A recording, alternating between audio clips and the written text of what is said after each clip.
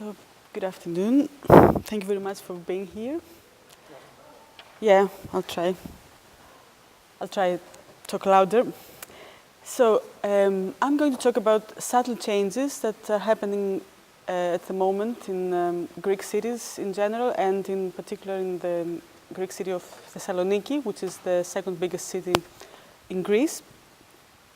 Not all of the changes I'm going to talk about are a response to crisis in particular, but I would say that all of them go part and parcel with general dogma of neoliberal urban policies, and of course the uncontested dogma of urban competitiveness. So it's either responses to crisis or changes which are happening within the context of neoliberal urban policies, which try to increase the urban competitiveness of Thessaloniki. As you know, Greece is going through a crisis, and it is in the midst of a quite strong program of economic restructuring, which has very strong impact on cities and on everyday life in cities. A lot of the changes that happen in policies have an impact on urban space and on everyday life in city, or are reflected on urban space. Just to mention a few aspects that are quite urban. For example, there is a complete halt in construction. Nothing is being built. There is no public spending on big projects. Environmental conditions are being degraded. For example, last year, many people chose not to buy petrol or natural gas for their heating, and they were just burning timber in fireplaces, and this increased a lot the emissions of several the atmospheric pollution, several pollutants in the atmosphere. And also what is another thing that is very much related to urban space is that a lot of changes are put forward in the planning system of Greece. And the main objective of those changes are to make both urban space and space around it more flexible and more attractive to investment.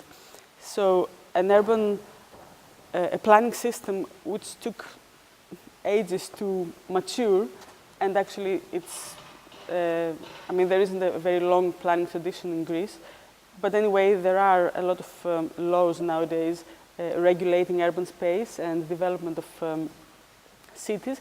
Nowadays all of these are being reconsidered towards making the city and the periphery of the city, the area around it, more flexible, more attractive to investment.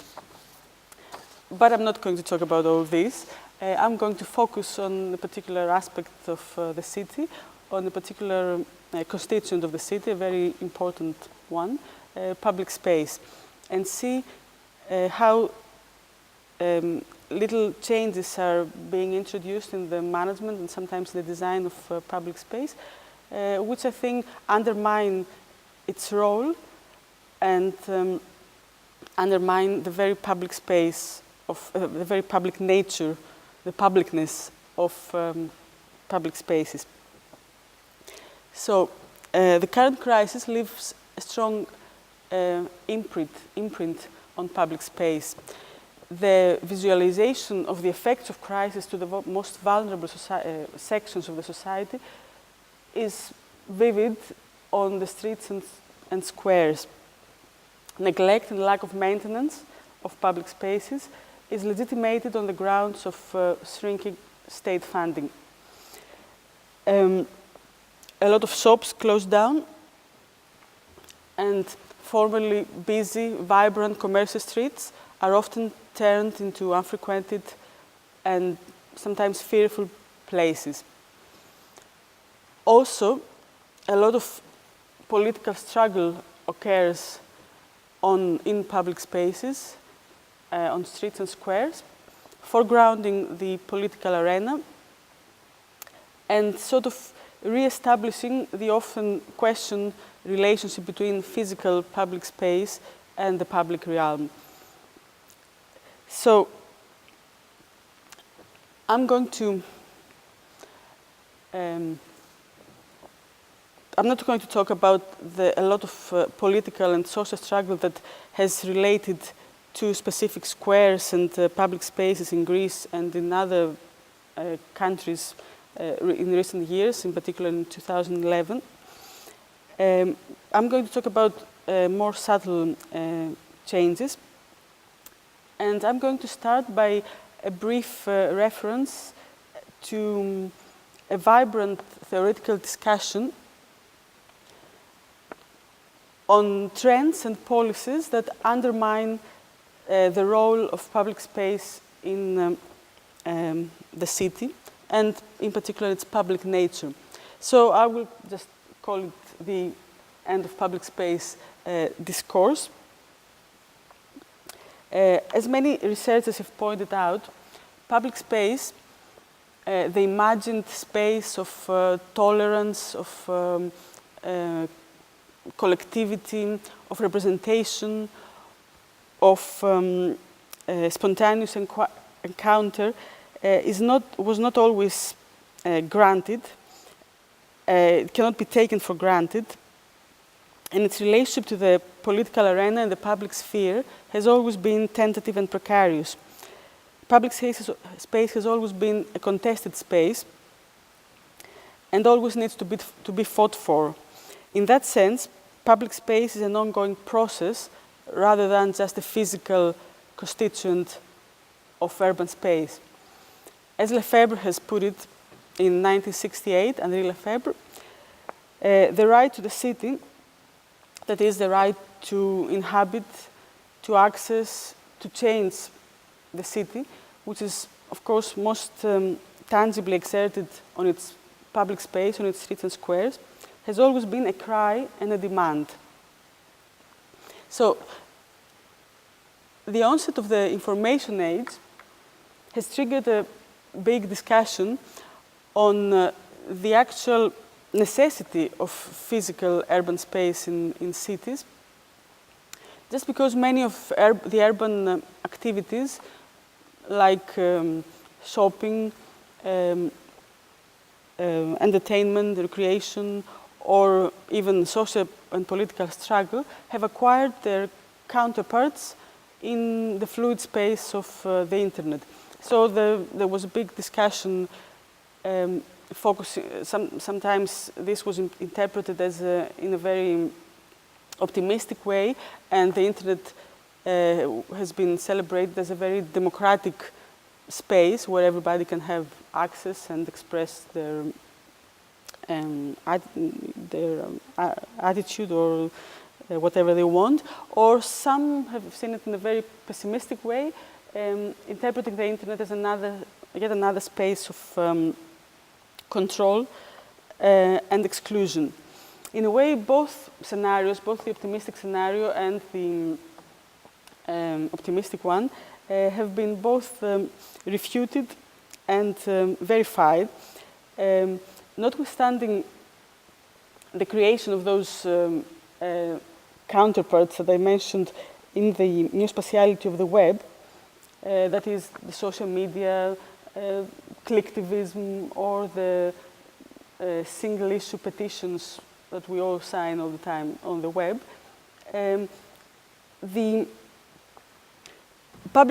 end of public space has not come, and of course, its relationship to the web has been proven to be rather dialectic.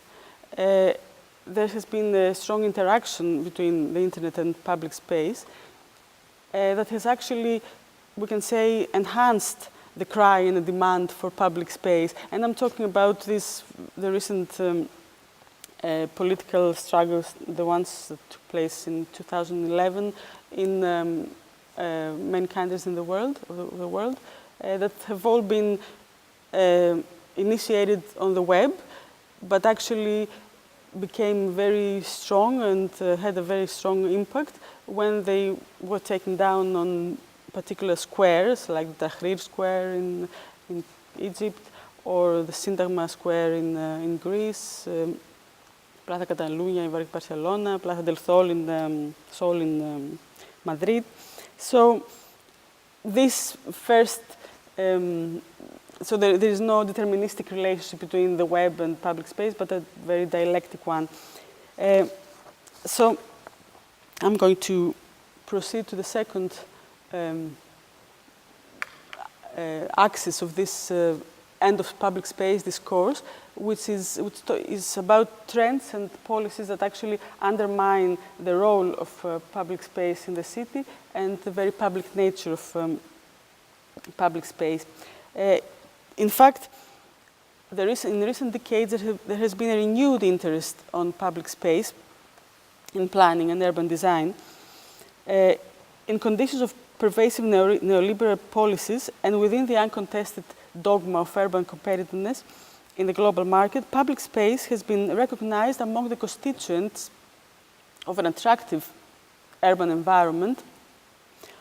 And so in every urban regeneration program, that is, in every program that seeks to intervene on urban space, not only for improving environmental or social conditions in urban space, but also with a view to promoting the image of the city, improving the image of the city and promoting a distinctive image of that city to the world and to the audience of investors and tourists. Public space features as a very specific constituent of all those projects. So it is incorporated as an attractive image with unique architectural design often, as a facilitator of consumption, mostly for the middle class, and a container of distinct urban experiences of recreation, culture, and free time. So this is the general context in which the interest on public space has been renewed. So in this context, we can say that there are two main axes that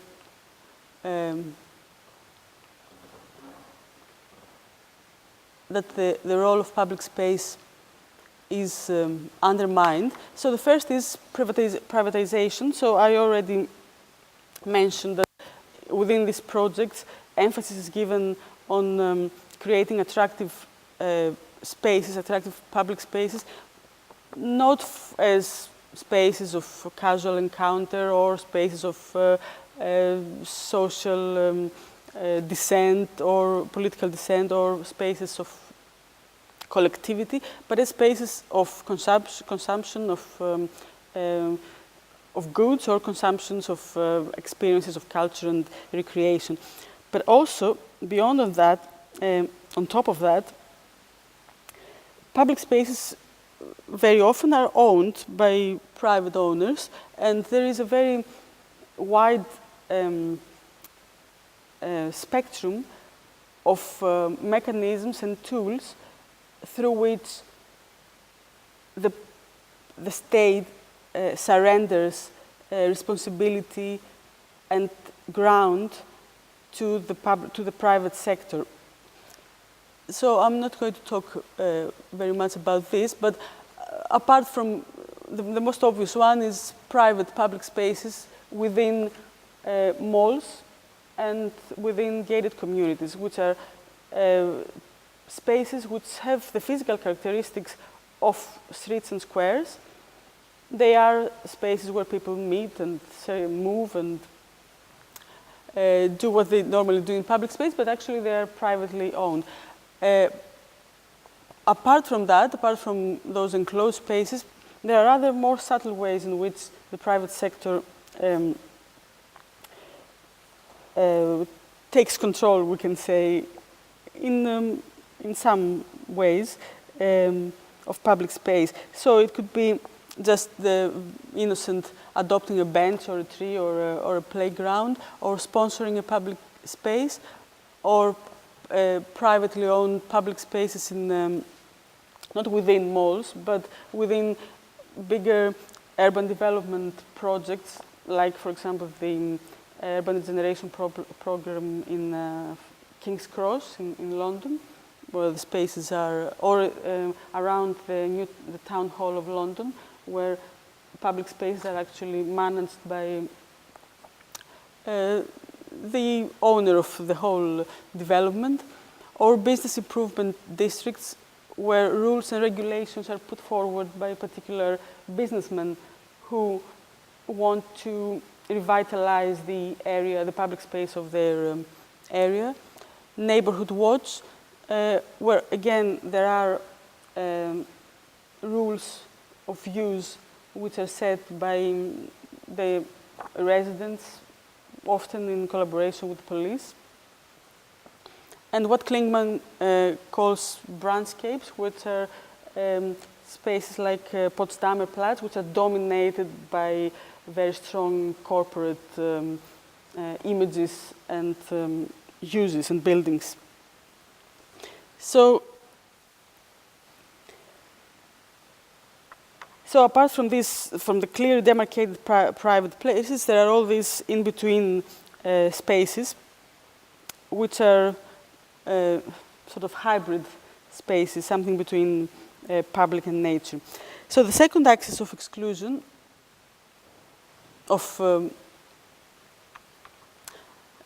that undermines the public nature of public space is exclusive rules of use and design strategies. So what I'm talking about here is rules that are enforced either by the corporate manager or by the local authorities, which actually want to enforce exclusionary practices, which forbid specific behaviors or specific users from particular public spaces. So these excluded activities or behaviors can be most obviously the homeless or drug users, but even buskers or street vendors, or even activities like loitering, picketing, that can be excluded, forbidden from public space.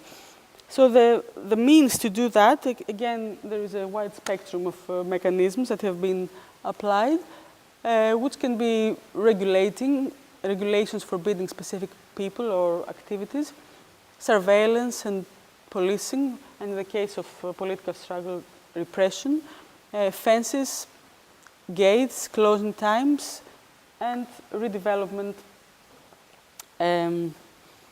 which is also closes the space down for a long stretch of time. So the quest for urban competitiveness requires vivid and attractive spaces, as I already said, for the citizens. But some of them must be excluded because their presence degrades the space, visualizes inequality in a disturbing way, triggers fear and insecurity to other users of public space, and of course sometimes challenges property prices. So these undesirable uses have to be moved to less visible spaces of the city, so that the citizens can use the space unobstructed and actually be facilitated to the private activities that they want to pursue, and most notably shopping. So the need for exclusion is most actively justified on the grounds of safety. So safety has become the most dominant dogma of urban design nowadays. It is a constituent of quality of life, and it's actually what drives people to the protected environments of malls or gated communities, and what has shifted children's play from the streets to private playgrounds. Safety has become a particularly significant constituent of quality of life. So, as Katz observes, safety does not always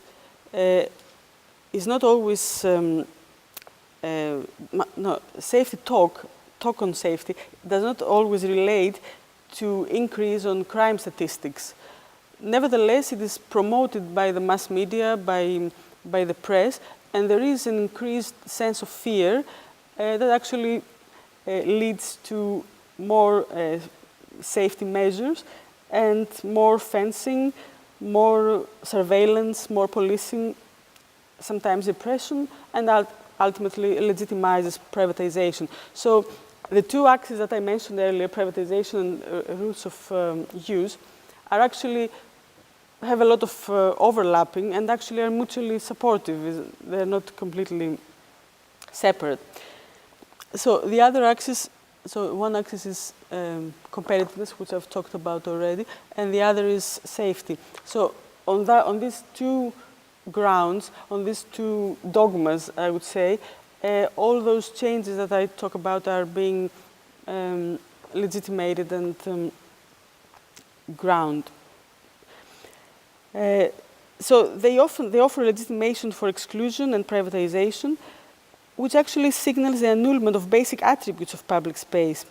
Urban competitiveness in the global market and facilitation of competitive business activity locally are sacrosanct, uncontested, and supposedly neutral demands of urban policy in the context of neoliberalism, even more so in the wake of the crisis.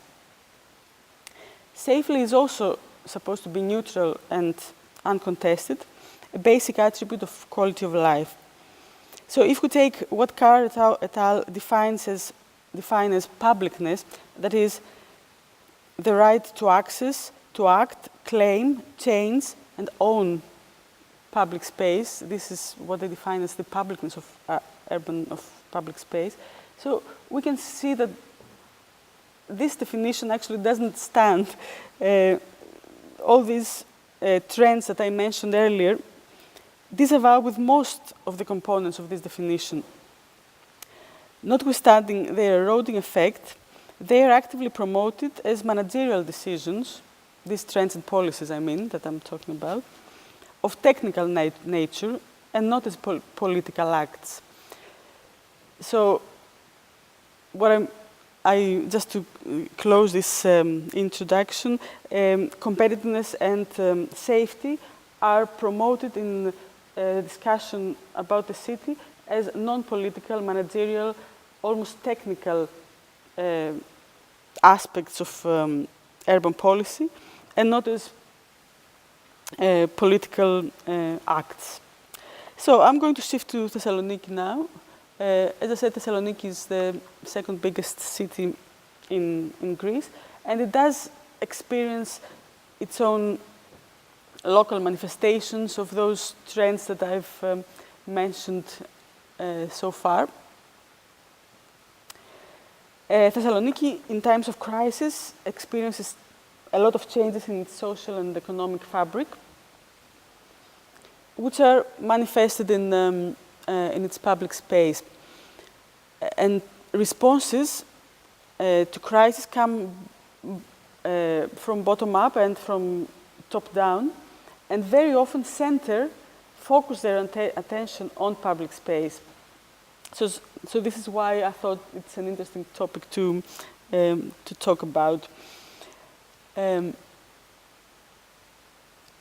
So Thessaloniki looks like that from the air, from a helicopter.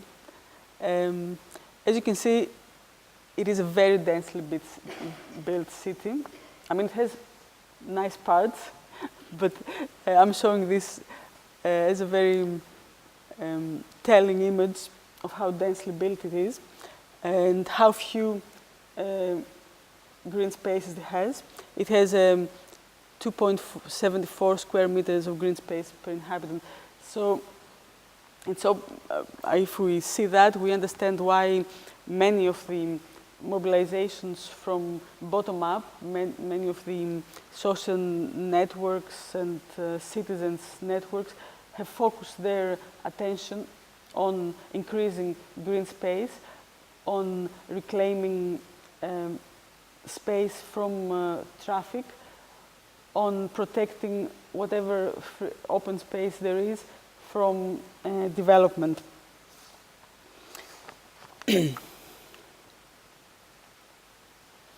Thessaloniki also has this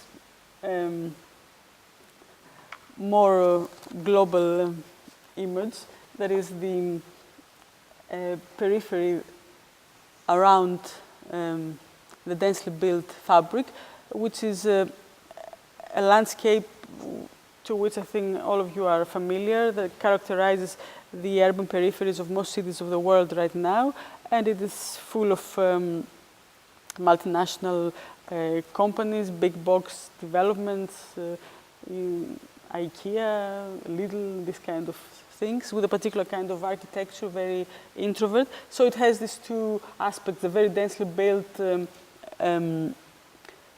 space and the very diffuse urbanization around the densely built area. This also has a variety of land uses. It's apart from the big malls and the big boxes of retail, it also has bits and pieces of residential development. It has entertainment, research centers, and this kind of land uses. So, Thessaloniki's local authorities fully endorse the uncontested dogma of urban competitiveness that I mentioned earlier, and actually strive to promote a renewed image of the city to the audience of tourists and investors. They strive to forge a more international profile for the city, and in that, having that in mind, recently they had a competition to design a branding strategy and a logo for the city. So this is the logo of the city, new logo that was last summer. That was the results of the competition were announced, and actually this motto, many stories, one heart, tries to sort of capitalize on the multicultural past that Thessaloniki had, because Thessaloniki used to be inhabited by many communities, a very strong Jewish community, Ottoman community, Muslim community, and the Greek community. Of course, this was all sort of eliminated after it became part of the Greek modern state, which tried to forge a more homogeneous national identity. So now they're trying to remember that and bring it forward again. That's why it's many stories, one heart, because of the many communities it used to have. Anyway, apart from that, apart from trying to create a branding strategy for the city, they also bid for, the municipality also bids for European events, awards and titles, trying to internationalize, to make the city known. So they bid for the European Youth Capital 2014, and they actually got the title. So there's going to be a lot of activity for young people next year in the city. And also they bid for the European Green Capital Award, which is a joke, really. I mean, and they didn't get it, of course. Copenhagen get it. Guess what? But still, this also tells a lot about this effort that's being made to sort of increase the symbolic capital of the city and promote it to the world. So apart from that, there has been a lot of activity about public space as well, and this also has taken different forms. First of all, it has been focused on the most visible parts of the city, and also on the most central parts of the city. So there has been a lot of revitalization of public space, redesign of public space in the center of the city and on the seafront. So there has been this project, which is actually it has been quite successful. It has quite high architectural quality. It brings a new relationship between the city and the sea. And of course, it has been funded before the crisis started. And actually, there has been quite a lot of criticism on how much money it has been spent on that while we are on crisis. But anyway, it has been a quite successful project. Apart from that, there has been a lot of effort to improve public space. There have been many competitions on redesigning central public spaces. This is just the first prize of one. I'm not going to describe that, but just to say how much investment or activity has been focusing on public space. And another competition which is not actually about the central space, but about the space in between those very densely built blocks that you saw in the picture that I showed earlier. This tried to create, to revitalize the space in between those blocks and actually take them away from car traffic and give them to the residents, to the kids to play, increase a bit the greenery in the neighborhoods and all that. And also there have been some quite new strategies in the center, like this provisional pedestrianization of a very central axis of the city, which was just closed to traffic without any design. They just put a barrier. They put these signs that say, provisional pedestrianization of Hagia Sophia Street. These are the barriers. There's no other design, and just red paint on the street, and just these sort of green spaces that were being carried in for temporarily.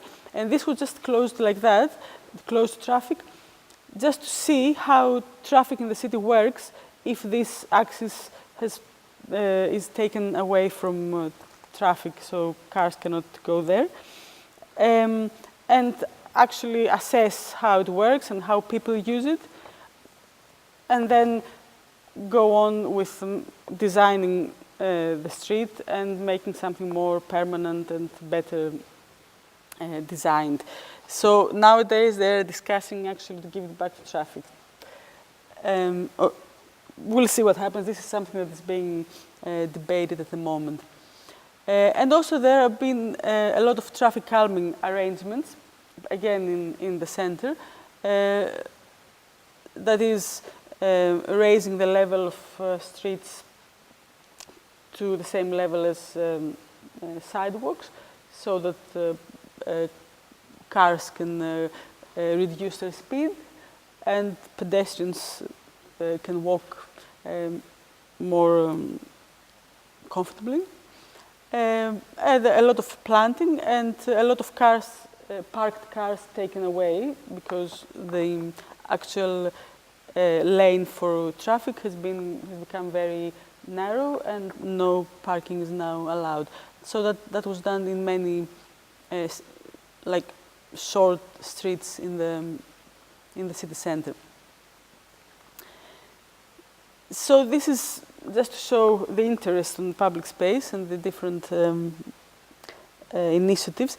So there is also another aspect, which is private sponsoring of public space. And I'm going to talk about this for a minute.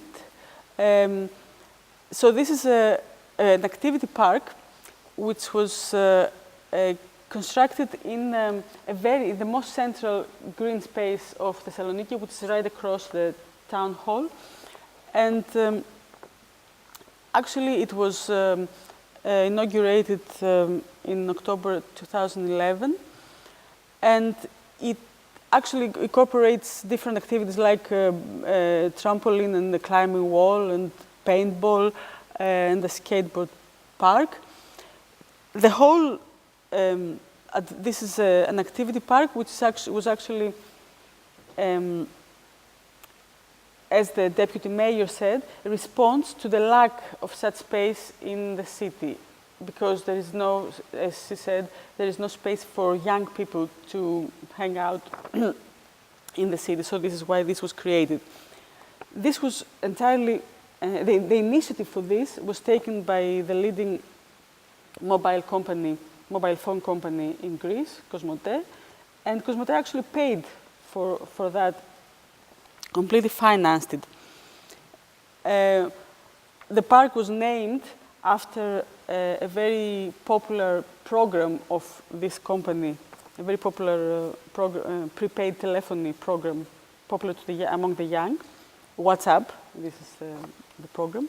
And big signs were put in all entrances of the park with the logo of this program. The activities are free of charge. Everybody can use it, except for the paintball. Some of them are fenced, like that. So the park changed completely its character and the way it can be used. And the company uses this park as part of its campaign on TV and the internet. So WhatsApp Park often is part of the advertisement campaign of Cosmote, of this company. The space is also guarded 24 hours a day by municipal staff. So in general, this WhatsApp Park transfers the image and the structure and the function of a private adventure park in the center of the city. The mayor of the city is a very well-known winemaker. He's a business-minded person. He talked about this sponsoring, expressed his thankfulness to the company, and stated that the project signals the municipal policy to seek and accept sponsoring for activities for the common good. So the stated objective of WhatsApp Park is to revitalize a central green space that was actually characterized by the mayor as unused space and by the deputy mayor as a phobic space. The truth is that actually this was not unused, but it was used by drug users during the day and by the gay community during the night very often. So there is an unstated objective about this intervention, which is actually moving these particular undesired, unwanted users of the park to less visible parts of the city. So this was the unstated objective, to cleanse the park from these unwanted users and to make it more attractive to other users. In so doing, of course, the municipality would not hope to solve the problem of drug addiction, but actually to make the space more attractive and promote safety. The same was done for another sponsoring, was in a square that was that is, again, very central, and it's actually, again, frequented by drug users, and it's also the scene for the student and youth culture of the city. A lot of tattooing, body piercing, and all this going on in this square. So the residents and the businessmen there kept complaining to the police and the municipality about how degraded the space is. And there were no new activities introduced there, but Lidl, the German supermarket company, paid for the redevelopment of this square, which was not actually an extensive redevelopment or redesign, was just new plants and some maintenance work, was not like an extensive program. But it was, it is interesting to see how some months before that, the press was actually characterizing this square as a death piazza or as a square in decline. So again, we're talking about a phobic place, or talk about the phobic place, which actually, in a way, paved the way for private intervention to occur. And again, the deputy mayor said that this turn of municipal policy towards the private sector is determined by lack of economic resources due to the crisis. And this project is part of a wider project that Lidl has that is called We Adopt Green Spaces and Give Them Back to the Citizens. Another trend is the new rules of use. So, the mayor forbade all political campaigns on the most central square of the city, Aristotle Square, actually a square that has a very strong symbolic nature, and it's very much related to political campaigns. So in the recent elections that we had last summer, in May and June, political campaigns were banned from Aristotle Square, and actually this was done on the grounds of complaints by the shopkeepers and the inhabitants of the center that political campaigns disrupt the function of the central shopping area. So they say that the city center is already struck by the building of all those malls outside the city, which attract a lot of people. So the city center sort of loses customers from those malls. And the crisis, again, creates problems to the businessmen. So if we want to make the city center more attractive, then we need to ban whatever other sources of disruption are there. And of course, political campaigns are a source of disruption. This is Aristotle Square. And this is how it is when there is a political campaign. So this was banned. And actually, they were banned from the other center square of the city. So actually, they were banned from all places where one would want to campaign, because if you don't campaign in the center, then I don't know where you could go. So the stated rationale was the one that I already mentioned. So, but exclusion of political campaigns from the city center, legitimated on the basis of the unhindered function of the local market, signifies another shift in the role of public space in the city, from embodying a real and symbolic relationship to the political arena and the public realm, to becoming a non-political container of urban experiences and a facilitator of private activities. So it has to be a good facilitator of private activities, and this sort of gathering here undermines this. So that's why it needs to be excluded. However, the mayor, the municipality, co-organized other kind of events on Aristotle Square last summer, like the Greek championship of beach volley. Not a very political event. Not one that suits such a central place either. Also a very big picnic on lawn, how you call this, which was an event organized as part of the bid for the European Youth Capital.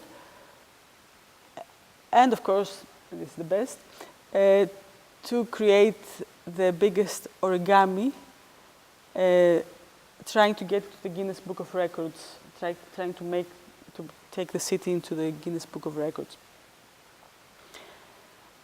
Okay, so these were the. There is another bottom-up, another top-down policy, which is seemingly on a diverting direction. So the mayor called for green space volunteers, that is, active citizens that will take part in the maintenance and gardening of green spaces. So they are asked to adopt a green space and take care of it. So I suppose this is a good policy, which in a way tries to involve people, to make them more active, and to actually encourage them to shape public space in a way. However, apart from gardening, these green space volunteers are asked to protect urban furniture from destruction, vandalism, trespassing, and unauthorized actions. So I think there is another aspect to it. There is some kind of surveillance and delineation against unwanted users being implied, which is going to leave it more clean and well maintained for the real citizens of the city. So neighborhood watch, for example, can be compared to that, I think. And I'm going to finish with the bottom-up initiatives. So as I said earlier, in a city that has so few green spaces and has such heavy traffic that sometimes we can say it dominates public space and sometimes even annuls public space. It's not a surprise that many mobilizations focus on the increasing green space and also on reclaiming space from traffic for pedestrians and cyclists. Some citizens' networks put forward a wider agenda of re-inhabiting public space, and so they organize a lot of events on public space, and actually not only on central spaces, squares and streets, but also on public spaces which are not accessible, like the port or other, or on abandoned military camps, which are fenced off but actually public. So in that way, they put a claim on public space, and actually they sort of treasure public space as a constituent of a more of a better everyday life in the city. There has been a particular network of people that is called Thessaloniki, it means Thessaloniki differently, Thessaloniki in a different way, which actually is a network between culture organizations, local authorities, creative groups within the city, which I think put forward a different agenda, a wider agenda, that has to do with re-inhabiting, putting new uses, using more of public space and actually increasing public space, and also sort of putting forward a demand for to the local authorities to improve public space and to improve access to it. And apart from that, there are also initiatives by citizens groups that seek to reclaim public space and do it in a more active way, and also place it in an even wider agenda that includes solidarity to migrants, environmental protection, and a wider agenda. For example, this initiative of creating a park on unused municipal plot in the western part of the city, which is the part of the city that is experiencing more social problems, worse environmental conditions, less public space, less parks. So this was done by a group of architects who actually worked with a group of Albanian migrants and a group of migrants from Georgia. And they actually built and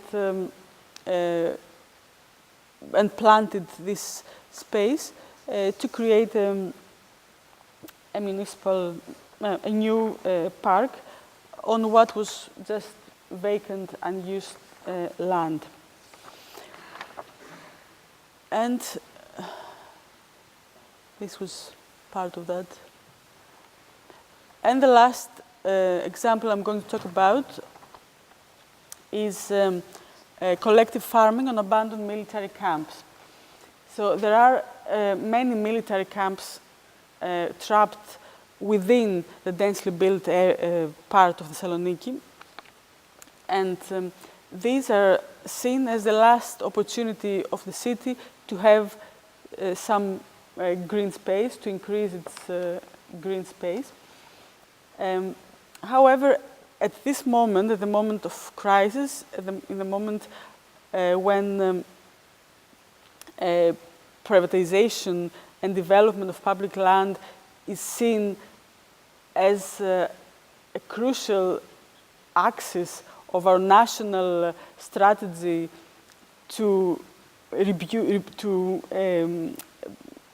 improve the Greek economy, to save the Greek economy, they are under threat, those military camps.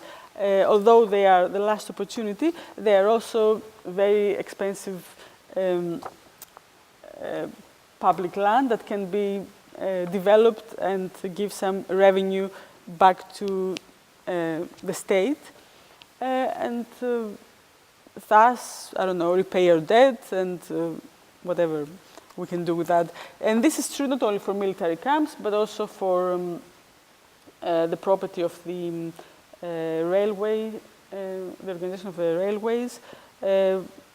Many beaches, islands, everything is being sort of on sale at the moment. There is a fund that has been created to manage this public land. And already there are some, and actually it's not only about public land, water is being privatized at the moment. So this is part of the effort to recover the Greek economy. Anyway, some people have a different idea about this, about military camps. So this is a military camp that is at the west of the city, the west edge of the city, and of course it is fenced off. People cannot go in. So a group of people decided to farm it, to farm vegetables on that. So they didn't start, their initiative actually did not aim at claiming the land or protecting the land from development. That is in the beginning. They were driven by their intention to produce food locally in view of the crisis, and also because they had an interest in safer food, on environmental protection. later, they actually got a connection with a cultural group that works in the area and tries to protect the military camp from private development. So this became part of their agenda. So they started farming the camp. And they see that as an intermediate use between the present complete abandonment of the camp to a future public use of the camp in a more permanent way as a park. So farming the camp is organized in two ways. There are small individual plots which are farmed for personal use, and bigger plots that are farmed collectively. Produce for the big collective plots is given to the local social grocers store to support poor families in the area. An effort is made to farm local unmodified seeds, which are threatened by extinction, rather than corporate varieties. They have created their own nursery to produce new plants, and chemicals are banned from, and water is used with care. So members of the collective, of this group of people, also practice a non-hierarchical way of decision making. They have regular meetings, and this is how they decide what to do. And also they have meetings for training on methods of farming. And they use, of course, the internet and the blog as a platform of communication. It is open to new members, the collective, and also shares its experience with people who want to start new areas of farming in the same, well, this says Athanasiou Park. Athanasiou is the name of the camp, belongs to the citizens. They share their experience with other people. So now there are different groups farming the same camp. So there's Perka 1, 2, 3, and 5. And also there is a farming in another military camp, which is to the east of the city.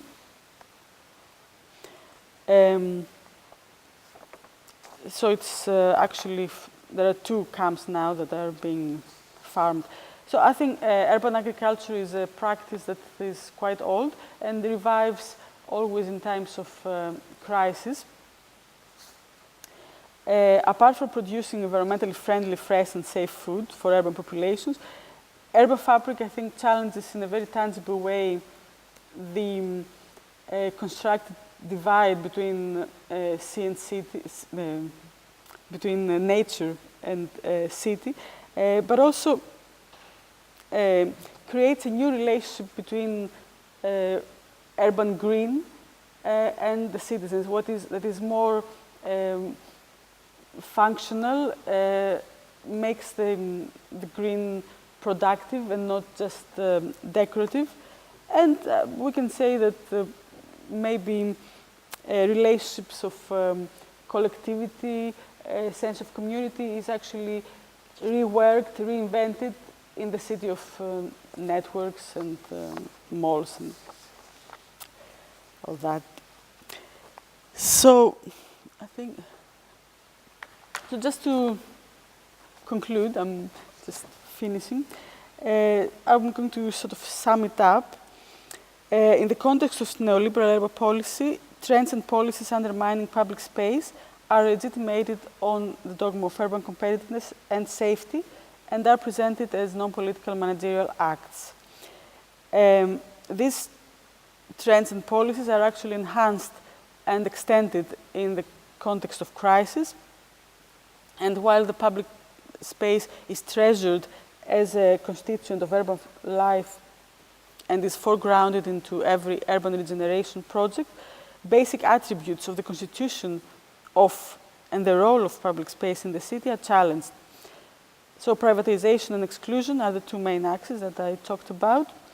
And in particular in Thessaloniki, Thessaloniki strives to revive public space, but actually it does that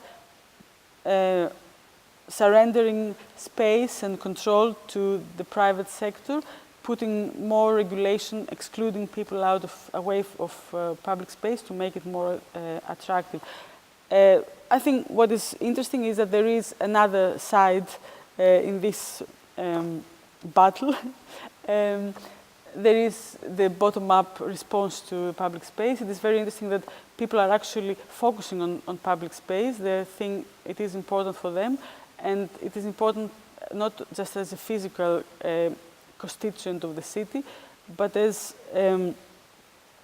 also as a process, as something that they can change, something that they can act upon, something that they can improve themselves. So so the need for public space is often seen as a part of a much wider and composite agenda that does not demand the mere physicality of a green park or a nicely designed square, but the right to resist what seems to be unavoidable, to reinvent nature in the city, to transform everyday life in the city, and maybe even to change the city towards a more inclusive and environmentally friendly environment.